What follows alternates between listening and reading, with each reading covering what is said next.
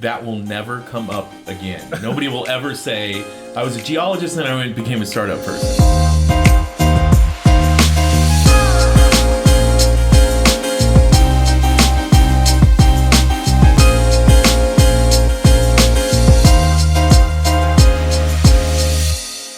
Well, I want to thank everyone for coming to Startup Stories. This is our first episode. Pretty excited about this. This is something I've been wanting to do for a while.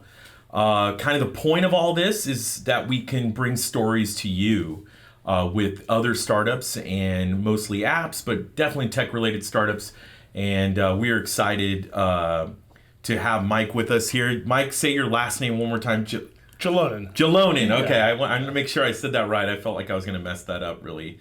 So Mike is the CEO of Trio Rewards. And it's a very exciting app. I've used it. I actually have this one on my phone, so that's not always the case. So that's exciting. So I first, Mike, I just wanted to kind of ask you before you started this. We'll get into Trio and we'll talk all about that. But before we do that, I wanted to kind of ask you, before you get into a startup, what were you doing before that? Yeah. What was your job? Be crazy and get into Yeah. Why would you do something? Why are you so dumb? No, I'm just kidding. Well, actually, I'm highly qualified because I'm a geologist. So I went to college and decided to study rocks, and that only lasted for about 6 months So you were digging and you found a startup. That's what happened. Kind of that way. I was actually an entrepreneur much before that, but okay. At 18, I got involved in a company called Primerica, which was a multi-level marketing, financial investment, insurance-based company. And you can imagine being 18 years old and sitting across the table from somebody and trying to sell them life insurance. Sure. So I put everything I had into it, and within 2 months, I was out of money and didn't have anything to do. Wow. I kind of had no choice but to do anything else. And I went back to my family. I talked to my dad, and I had no idea he had actually saved money for me to go to college. I was bound to do it my own way, and because my first real startup failed, I had no choice but to accept that gracious gift. And when I went to college, I didn't know exactly what to do. I was going to be in business. I was going to do computer science, but somehow I get involved in geology because I love science, I love math, and I love numbers. Mm-hmm. And that's what I did. And again, when I graduated, I quickly realized that I'm not somebody that really works for other people specifically. I like to work with people, but not... How old were you when you found that out? 21. Yeah. It hits you early, huh? Yeah. Yeah, me too. So I get it. So anyhow, I almost had a stint where I was going to go the professional route, working for large corporations, and I chose to want to create something, and I created this about 7 companies since then. Wow. Yeah. So you did 7 companies before you got to Trio. Yeah. How many of them were tech related? All of them. All of them? Everyone. All tech related. Yeah. Okay. Were you always techie? I'm not a developer. Yeah. I'm more of a marketer. Okay. And all of my companies have been technology and marketing related as well. Okay. A lot in software as a service when it was first coming about, almost too soon. I do wish I took advantage of some of the tech, early tech days in Silicon Valley, and I miss that. It was happening at the same time, but I didn't have the connections to get there. So I kept doing my own things and have been successful, but there were certainly some opportunities that I missed out on. If I knew what I knew now, obviously. Yeah, I know. Gosh, you always have to go back and ask that question. Right. Right? If I knew what I knew now. Right. Well, that's cool. Okay, so wow, geologist. I can just go out on a limb and say that will never come up again. Nobody will ever say I was a geologist and I became a startup person. So we just need to know where you guys are coming from. So where were you when you came up with Trio? Like, were you in a restaurant? Take me back. Tell me how that went. It's a really interesting story because it was probably about 10 years ago. Now, Trio's about 4 years old. Okay. But the idea came up about 10 years ago. I was with a really good friend it was literally a cocktail napkin idea. Literally. Yeah, well, Wow. it's just we're so frustrated and always having a different rewards program everywhere you go, right? Yeah. And it's just not worth the overwhelm to join a rewards program everywhere we go. And I just said out loud, how cool would it be if there was just one program that worked everywhere you went, was easy to understand. And I said it 10 years ago, but then I was off doing something else, and then it just kind of came back into my mind 5 years after that. And from that point, I had some other experience with a company from Austria that had done something in what's called the coalition space, meaning a bunch of businesses work together to have their customers come, and share and have one program. So, it was something that clicked a while back, and then I got to see somebody else trying to do it, and then I saw some things that just weren't working in the U.S. with their program. So I got together with some people that could be investors and started to share what I thought we could do, and then began raising, friends and family around. Okay. That's normally how it starts. I find that almost every startup story in the beginning starts with just seeing the problem for yourself and then trying to find a way to solve that problem. Or maybe you look elsewhere and you just see that nobody's really solving the problem. Or maybe they are, but they're not doing a great job. Yep. And so, so you're like, hey, this is taking too long. I'm going to do it myself, right? Yeah, and you know what? To be real honest with you, where it's come to and where we started aren't all that far off in terms of the vision. Wow. It's taken a little longer to get to where we want to be, but the actual way we're going to do it, ironically, I wasn't even thinking an app. It was going to be a website. The name of the company was going to be completely different. All that stuff was a little different, but it kind of happened quickly as you bring people on as a team and you work together. And, this has been the biggest project I've ever worked on. Compared to all the other things that I've done, this is by far has the largest opportunity to be potentially a unicorn. Yeah. And so it's just interesting to see how it's come together. And we built one version of the app, and we're just now working on building the next version of the app, which is how we got to meet, right? Sure. Talking about that. Yeah. So I can't even wait to see what's coming next. Yeah. That's awesome. So take me back when you did your first round of funding, because I think this, for our viewers, I think that's a big thing. Like, either people think raising money is impossible, or they think it's too easy. It's like not either one of those, right? No. It's like in the middle. It's possible, but it's hard. So what did you have at the moment when you went to them as far as a product? Did you just have pictures? Describe that first deck for me. Yeah, that's great. And I love this conversation because nobody had this conversation with me before I started doing it. That's why we're doing this. That's why we're doing it. I believe that. Yeah. And in all fairness, this is the first company that I've actually raised money for, because all of my other companies, it almost started as a consultancy where it was just my time. Yeah. But then it would grow to something where it got enough cash flow where I could use that cash flow to grow the business. So this is the first time I couldn't get the business off the ground because I wasn't a developer. Sure. Without having money in my pocket to develop it. Yep. And it started out with a check for $25,000 is really what it did. I spoke to somebody, and the $25,000 was to build a plan, which is really hard to raise money, as you probably know. Sure. When you're trying to use it to build a plan, because that doesn't. Yeah. That's not how most people raise money. But as we know, friends and family money is one of those things. It's an extremely high risk for the investor. Yeah. And if you have a good reputation, a hard work ethic, and you've proven yourself in the past, I feel like you can find that person. It's almost like you're selling them on just, you believe in me, you have money, will you believe in me enough to give me money? Like, it's almost that simple. And do you believe that whatever you're doing, that there's a problem? Sure. We don't know what the solution is exactly, but there is a problem.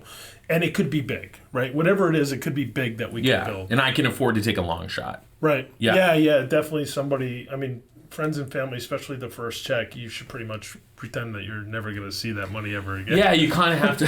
It's so funny. I know you never want to like sell it that way. No, no, don't do that. But yeah, that's not a good strategy.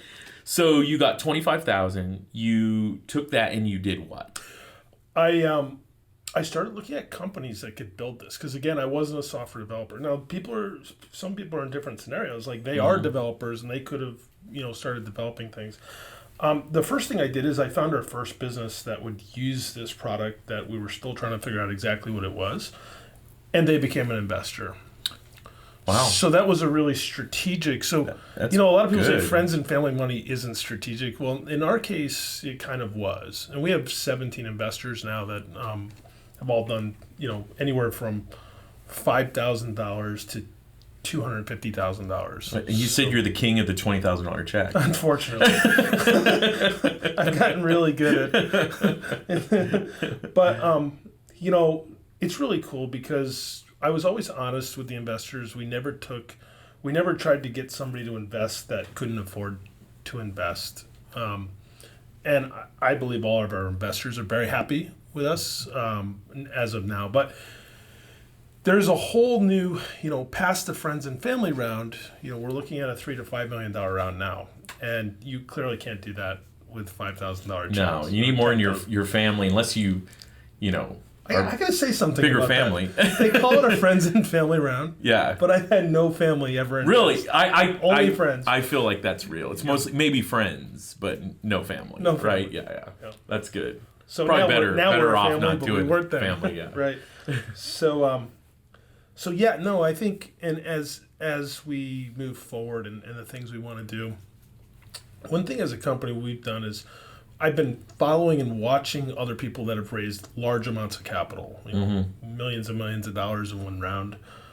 And that's always been my vision. I've yet to have done that. I believe we can. I believe we have a product, we have revenue, we're doing well. But I think we've now, in the first half of this year, we have a plan. And the plan is to become cash flow positive with just a little bit more investment. So we're just, to be clear, we're raising another couple $100,000 to specifically be cash flow positive before we go out and try to raise that larger round, because we've had attempts to raise that money, and we're still talking to people, and I'm sure they'll probably see this. So Yeah. I want to be clear. I mean, it could happen sooner than it could happen sooner than that, but you never know.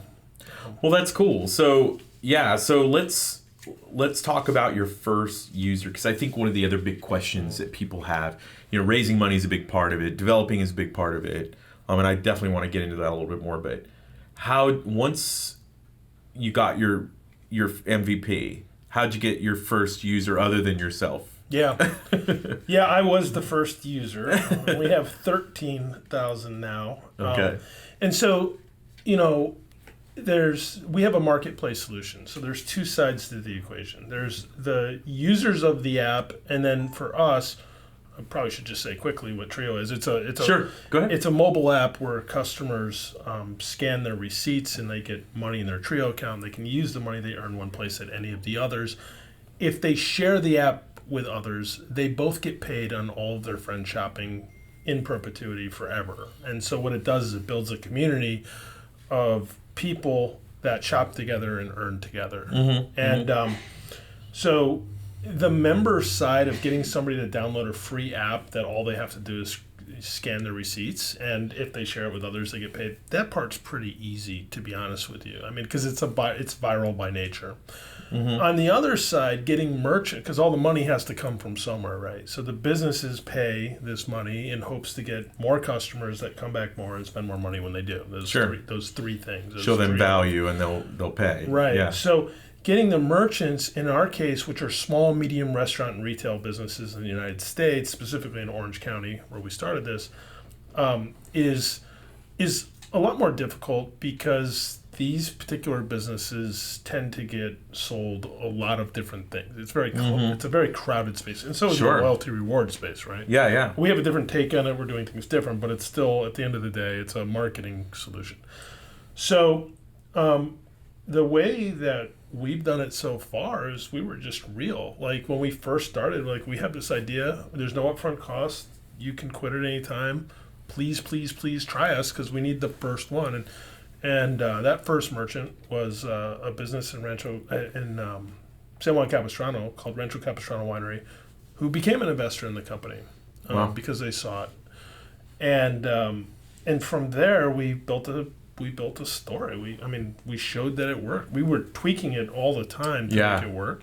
But we stayed there for 4 or 5 months before we brought on any other businesses. So it was just one.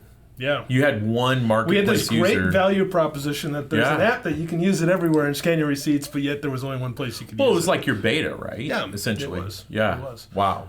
And so now we have 75 or 80 locations, but this is the year that we're moving to 1,000 locations. So it's kind of a big jump. So that's how you got them then, boots on the ground, right? Sales method, right? Somebody went there, cold called them. How are you getting them now? Yeah. Well, the first one was a personal contact, right? So somebody I'd known. And then from there to the 75 was a series of door knocking and begging and asking and all that. We realized we had to do something different because there's been a lot of tech companies that have grown from door knocking, but it's very expensive. It's very, very time consuming and expensive. Sure. And you have to raise a lot more money than we've been able to raise yet. So we kind of came up with an idea of somewhat crowdsourcing the next new businesses. So we allow our members to scan receipts everywhere they go, not just the places that are part of the program. And then we aggregate that information, and we can then go to business, Joe's Pizza, and say, hey, look, we've got 1,000 people that have scanned receipts at your place, and they have this balance in their account, and they could spend it with you. And then we've started to create reports that get automatically sent out, and it's we just started this. We're super excited about the results. We're getting inbound leads now. Wow. Versus that changes everything once you can do that, because now you can scale, right? And what we're doing, we're learning about ways of using third-party technology solutions, like Zapier is a good example. Sure. You've probably heard of it as a marketing agency, of course. Oh yeah, for sure. But there's just ways you can put stuff together to try it out without having to build it and spend all that time to do it. And we've gotten really good at trying things, implementing them, and then seeing the results and then building them. So that's a good point, because I talk to so many people that are always trying to build it first, and I tell them, test it in the market. We're even doing things now where we're testing a product before it's even built. Yeah. In the market, see how the market reacts to it. Yeah. I love that thought. Take me back to development. So this is also an issue for a lot of people, is understanding how to develop. Do you hire your own in-house? And you don't have to say anything special for us. We're a development company, but that's not the point. I want to hear your story on how you got it programmed, and how has that shaped your opinion of development now? That is such a great. It's such a competitive landscape to find really good developers. There's a lot of developers, but to find really good developers, it's extremely expensive, and it's still hard. Even if you got all the money in the world, it's still hard to find the right ones, and it's competitive. Like, to get developers that are passionate about the project they're working on. Thankfully, we had a B2C kind of solution, so finding people to be excited about the project wasn't so challenging, because it is kind of a fun project versus I could think of all kinds of solutions that somebody had to build that were just like probably not monotonous. Fun. Yeah, just like there. Oh yeah, I've been there. So one easy step is find something that somebody wants to develop and can get behind. Yeah. We outsourced. We used a company in Mexico, so the concept was a nearshore company. Cool. And we thought that was I had a previous relationship based on my experience with this company. And they've done a great job. We're super happy with that. Moving as the company grows, there's certainly we would fly them up here and we would fly down there and help them understand, the business model. Tell me why you would do that, by the way. Well, the more that they can understand the go-to-market strategy, the end consumer, the more they could come up with solutions without us trying to be technical experts, because we're really good at understanding what the problem is. But So there's that, but it's also, outsourcing your development, you still have to have a culture. You still have to have a relationship with that company. It has to be fun. And so that was it. And we created, I know we don't have so much time. I'd love to tell you all about all the things that we've built a culture around. From bowling on certain nights and doing certain things. But, I think we did have a mistake in the beginning part of our company. We hired a CTO that didn't work out so well for us. And we had multiple development companies, and nothing was coming together cohesively. And so we had to refactor. So I think if the owners and founders are not highly technical and can't actually get the code done themselves, like their first MVP, they need to find a company to outsource it to. I think it's it's the only option, right? So. Yeah. I find it interesting that you guys are flying back and forth. I find that the offshore, nearshore, whatever solution is possible. It's the collaboration has the pressure, right? Yeah. It's hard to collaborate when you're not There's a close. Cost. There's a cost. Yep. Some time is lost in that process, and I think. If anything, I've seen that to be the biggest downfall, it seems like. So it's interesting that you say that, I think the hybrid model is more ideal. We didn't go that route. I mean, if we were to do it again, we probably would. And I think, it's also depends where you are. I mean, if you're in Wichita or there's not a lot of technology companies. Yeah. And here we're lucky to be in Southern California where there are options, but there are much more options in other areas too. I mean, in LA versus Orange County versus San Diego, there's a big disparity in there. Sure. So, wow. It's a good spot to be here. So tell me, what's the vision kind of for, I like to ask the question, what would people say about Trio in 3 years? Love it. Well, what would you want them to say about Trio in 3 years? I guess that's a better question. Yeah. Well, so like I was saying earlier, we have a marketplace solution, right? We've got merchants and we got members, but we also have employees and investors. So there's really 4 parts to it, and Quattro was already taken, so we just kept Trio.